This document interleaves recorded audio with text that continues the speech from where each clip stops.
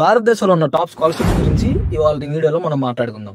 ఈ scholarship schemes లో మొత్తం 3 డివైడెడ్ పార్ట్స్ గా ఉంటాయి. ఒకటి స్కూల్ లెవెల్ స్కాలర్షిప్స్, రెండోది కాలేజ్ లెవెల్ స్కాలర్షిప్స్, అలాగే స్టడీ అబ్రాడ్ స్కాలర్షిప్స్ అని కూడా ఉంటాయి. మనం ఇవాళ వీటిలో ఉన్న టాప్ స్కాలర్షిప్ గురించి మాట్లాడుకుందాం.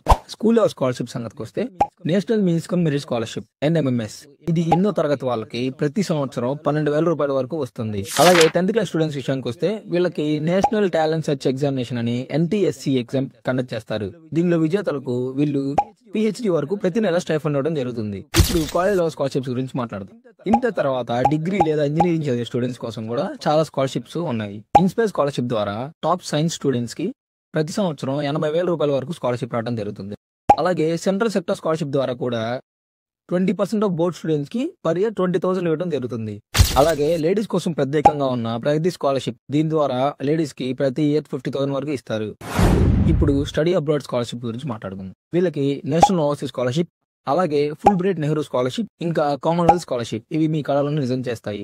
ఇది ఫుల్ ఫండ్స్ తో ట్యూషన్ ఫీజ్, అలాగే మీ లివింగ్ ఖర్చు, ఇంకా ట్రావెల్ చార్జెస్ మొత్తాన్ని కవర్ చేస్తుంది. ఇప్పుడు మీకు ఒక మంచి న్యూస్, ఈ స్కాలర్షిప్స్ అన్ని మీరు ఇంట్లో కూర్చుని మీ మొబైల్ ద్వారా అప్లై చేయొచ్చు. వీటన్నిటికి సంబంధించిన లింక్ అనేది మన డిస్క్రిప్షన్ లో ఇవ్వడం జరుగుతుంది. మీరు సెంట్రల్, ఇంకా స్టేట్, ఇంకా మైనారిటీ స్కాలర్షిప్స్ మొత్తం ఒకే చోట ఉంటాయి. ప్రతి సంవత్సరం 1 crore స్టూడెంట్స్ వరకు వీటికి అప్లై చేస్తుంటే అందులో 40% వరకు ఫామ్ సరిగ్గా బిల్ చేయకపోవడం వల్లే నష్టపోతున్నారు. అందుకే మీరు ఒకసారి కరెక్ట్గా చెక్ చేసుకోండి మీకు ఏ స్కాలర్షిప్ సూట్ అవుతుందో. వీడియో నచ్చితే లైక్ చేయండి, మీ ఫ్రెండ్స్కి షేర్ చేయండి.